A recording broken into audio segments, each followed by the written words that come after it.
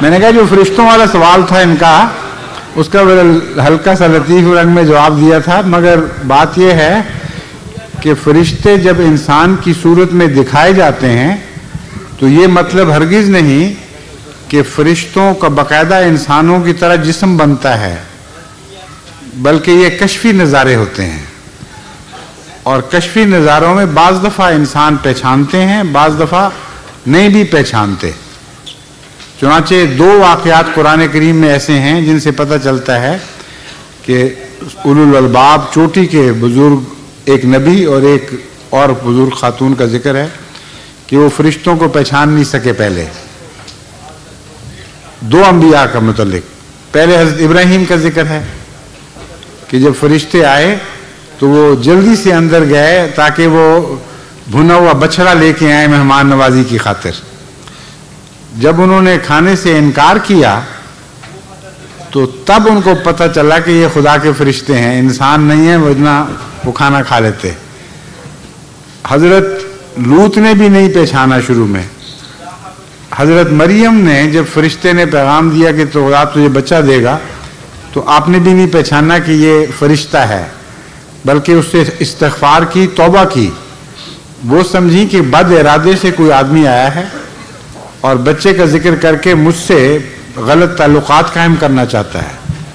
تو انہوں نے کہا کہ میں تو بہت نیک خاتون ہوں اور ہرگز مجھ سے کسی بدی کی توقع نہیں کی جا سکتی۔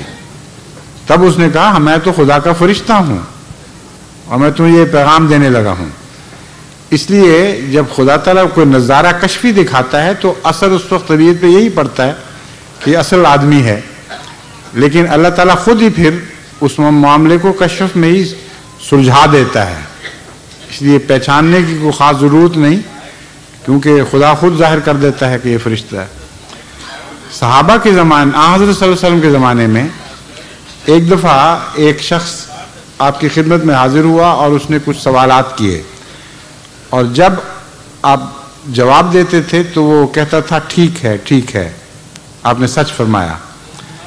اس آدمی کے متعلق صحابہ کہتے ہیں کہ ہم نے کبھی اس کو پہلے مدینے میں دیکھا نہیں، مسافر بھی نہیں لگتا تھا، کیونکہ اس کے صاف ستھرے اجلے کپڑے، صاف ستھرا جسم، کوئی مٹی کا کوئی نشان نہیں اس کے چہرے پر، کوئی تھکاوٹ کے اثر نہیں تھے۔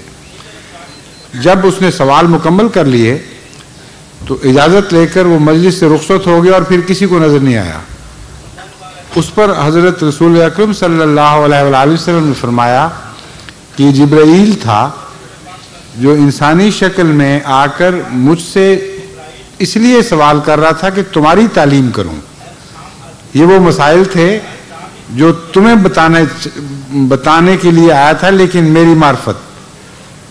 تو اس لیے فرشتوں کا ہر شخص کا پہچاننا ضروری ہے ہی نہیں، مگر جن پر بھیجے جاتے ہیں اللہ تعالیٰ خود ان کو علم دے دیتا ہے۔ سمجھ گئے؟ اس لیے اگر آپ پر بھی کوئی فرشتہ نازل ہوا تو گھبرائے نہیں، اللہ تعالیٰ بتا دے گا انشاءاللہ۔ کوئی بعید نہیں، اللہ کی مرضی شان ہے، جس پر چاہے فرشتے اتارے۔ عام مومنوں کے متعلق قرآن کریم میں فرماتا ہے تتنزل علیہم الملائکۃ الا تخافوا ولا تحزنوا۔ اس لیے ہنسنے کی بات نہیں، واقعتاً فرشتے بندوں پر، عام خدا کے مومن صبر کرنے والے بندوں پر اترتے ہیں۔ السلام علیکم۔